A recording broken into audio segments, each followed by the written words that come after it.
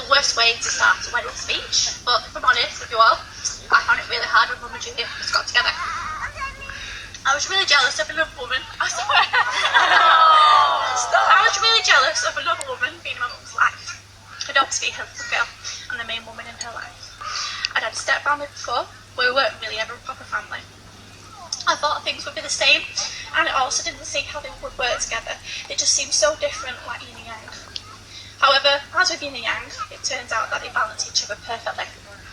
More importantly, they've shown over time how they have to be the only two people in the world who can live and cope with the crazy shit they get up to. I just don't know how they get anything done, like today. It's a miracle. Let's take the first time my husband Mike came over to stay with Mum and Julia. Do we have to?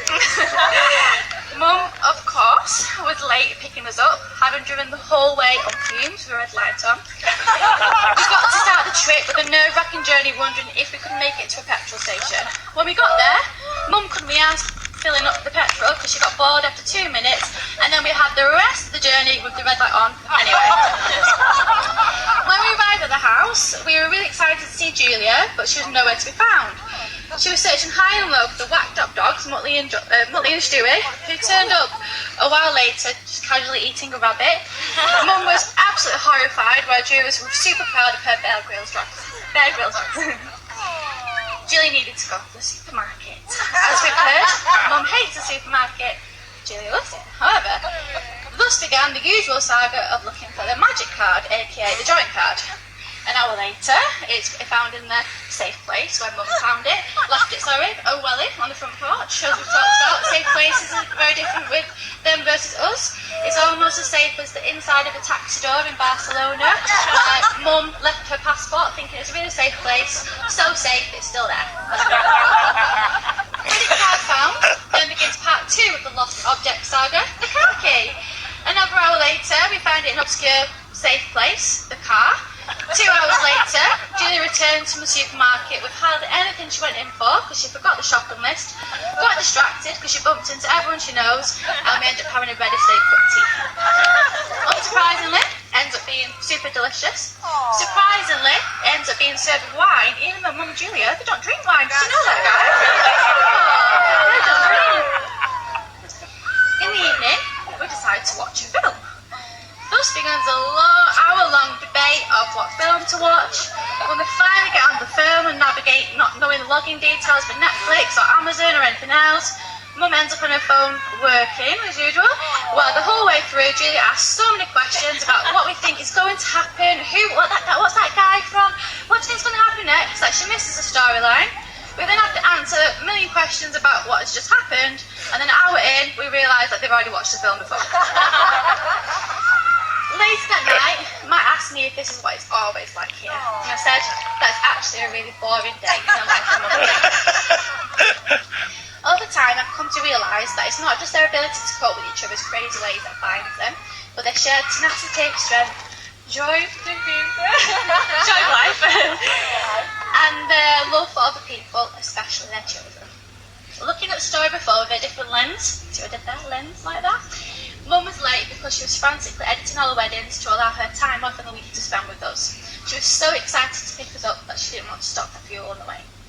Mum and Julia never ever bat an eyelid about picking us up or dropping us off at any airport, and just I was so excited to have us here and make you feel so welcome. Julia was gone ages at the supermarket. She was trying her hardest to remember everything on the list that her and Mum had made together of all our favourite things to eat and drink.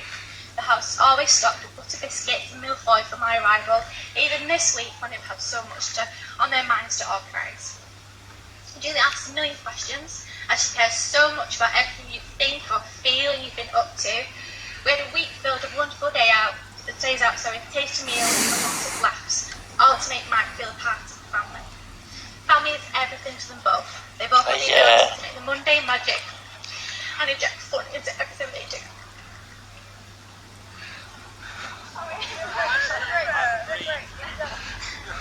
Mum's already beat me to this story, but I remember the time when I realised I loved Julia, not just because she's my mum's girlfriend and made us so happy, probably the happiest she's ever been in her life, but because I truly loved her as a person. Mum was telling me about the days before they became a couple, and Julia was trying to convince her to run away with her. And they played Fancy Future. And they play Fancy Future together, describing what their lives are going to be like in the future. One of these featured Mum, Julia, and me, sat on who was my future husband, and my future baby, a girl that she said was called Ava. It touched me an indescribable amount that I also featured in her fantasy future, especially as I really wasn't that kind to her in the early days. I felt so blessed, I feel so blessed to be part of that fantasy future, and that it came true. As I've already said today, as my daughter Ava over there, called Ava because of Julia, and this fantasy future came true. I'm so proud to be here. My 3 brothers and my sister, and a part of the rather huge French family. Thank you. Mum and Julia, I so hope you believe me when I say I'm so incredibly happy for you both, and I love you both so much. I'm in awe of everything you face together, of the strong women you are, the businesses, the homes, the lives, the friends, all that you've built for yourself in a foreign country. Individually you're amazing, but together you're perfect. And I'm so sorry that I ever doubted you. I promise you that there isn't a doubt in my mind that you're meant to be together and have a wonderful, no longer just a fantasy.